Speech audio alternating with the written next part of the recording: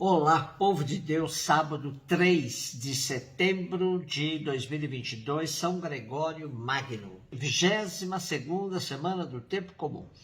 A nossa reflexão de hoje é a partir de 1 Coríntios, capítulo 4, 6b a 15 e Lucas 6, de 1 a 5. Irmãos, apliquei essa doutrina a mim e a Apolo por causa de vós, para que o nosso exemplo vos ensine a não vos inchar de orgulho, tomando partido de um contra o outro e não ir além daquilo que está escrito. Com efeito, quem é que te faz melhor que os outros? O que tens que não tenhas recebido? Mas se recebestes tudo o que tens, por que então te glorias como se não o tivesse recebido? Vós já estáis saciados, já vos enriquecestes, sem nós já começastes a reinar. Oxalá estivesseis mesmo reinando, para nós também reinarmos convosco.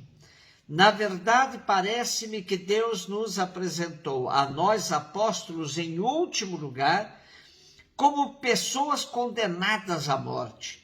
Tornamo-nos um espetáculo para o mundo, para os anjos e os homens. Nós somos os tolos por causa de Cristo, vós, porém, os sábios nas coisas de Cristo. Nós somos os fracos, vós os fortes.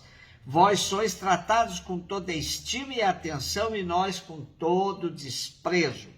Até a presente hora padecemos fome, sede, nudez, somos esbofeteados e vivemos errantes. Fadigamo-nos trabalhando com as nossas mãos. Somos perseguidos e suportamos, injuriados e abençoamos, caluniados e exortamos.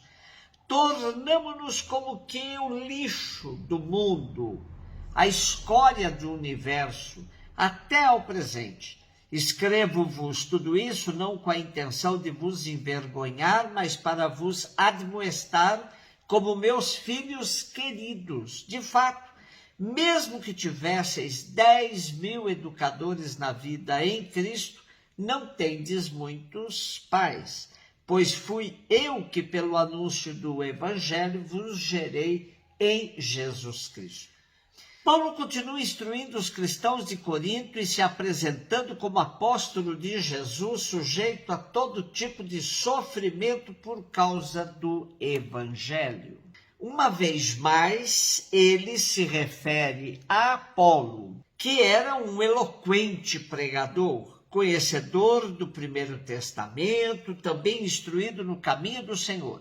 Ele conhecia a história, os ensinamentos de Jesus, mas não passava do batismo de João. Então, em contato com Áquila e Priscila, aprofundou o seu conhecimento sobre Jesus e se tornou um evangelizador dedicado e muito influente. Paulo não o reprova, mas lamenta que os cristãos de Corinto fomentassem uma espécie de rivalidade entre ele e Apolo. Com o nosso texto de hoje, temos uma descrição da verdadeira identidade dos ministros de Cristo e dos administradores dos mistérios de Deus. Paulo deixa claro que tem consciência dos sofrimentos advindos de sua missão de apóstolo. Ele repreende o orgulho dos coríntios que agem como se já estivessem salvos e reinando ao lado de Cristo. Ora, ele quer quebrar esse sentimento dos coríntios e lhes diz que tudo que tem foi recebido. Por isso, nada de se sentirem superiores aos outros. Pelo contrário, Paulo tem consciência de que quem muito recebeu tem mais obrigação de ser servidor e não superior. Depois, Paulo disserta sobre a identidade dos apóstolos que foram chamados para serem servidores de Cristo e como tais terão de passar pelos mesmos caminhos que ele passou. Serem os últimos, perseguidos, caluniados, até mesmo serem considerados como lixo do mundo, escória do universo. Porém, Paulo não está reclamando de nada, apenas expondo a situação dos apóstolos. Por isso ele lhes diz: escrevo-vos tudo isso não com a intenção de vos envergonhar, mas para vos admoestar como meus filhos queridos. E de fato, mesmo que tivesseis 10.000 educadores na vida em Cristo, não tendes muitos pais, pois fui eu que, pelo anúncio do Evangelho, vos gerei em Cristo. Lucas 6, de 1 a 5, num sábado, Jesus estava passando através de plantações de trigo. Seus discípulos arrancavam e comiam as espigas, debulhando-as com as mãos. Então alguns fariseus disseram: por que fazeis o que não é permitido em dia de sábado?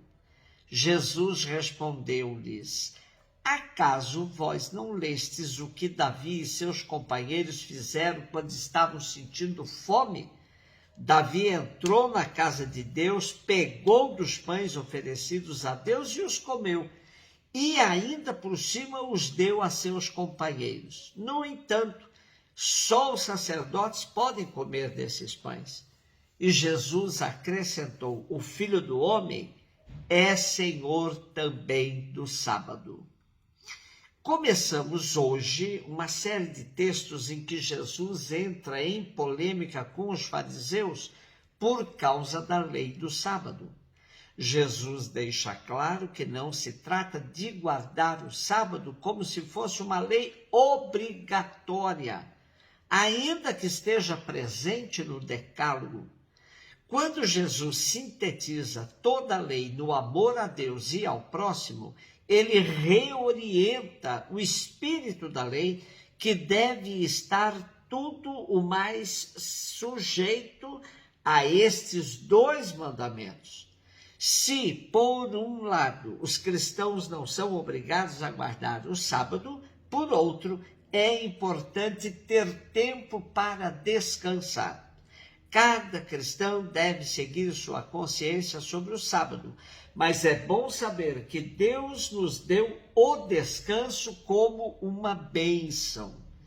Quando a lei do sábado foi criada, a perspectiva era de promover o direito a um dia de descanso, pois a escravidão não o reconhecia. O sábado deveria ser um dia em que todos podiam descansar e renovar suas forças. O descanso também estava associado a ter tempo para as coisas de Deus.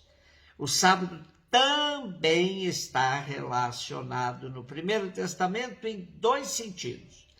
Foi o dia em que Deus descansou de criar o mundo e para lembrar que Deus libertou os israelitas do trabalho opressivo do Egito.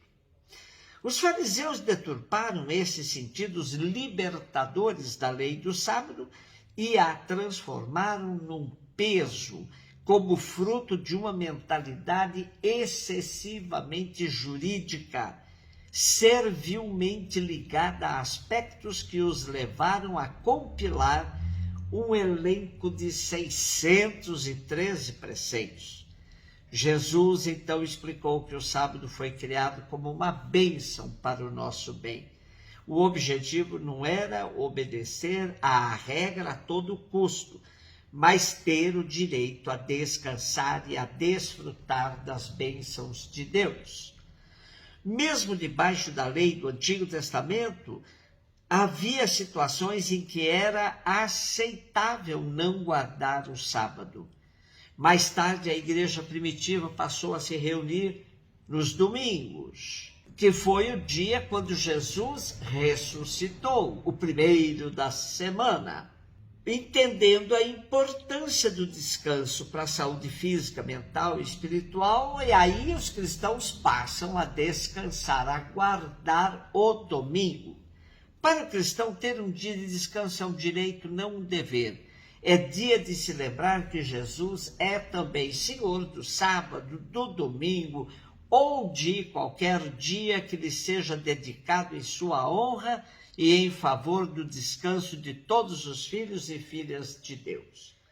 Celebramos hoje São Gregório Magno. Foi Papa da Igreja, falecido com 65 anos de idade no ano 604.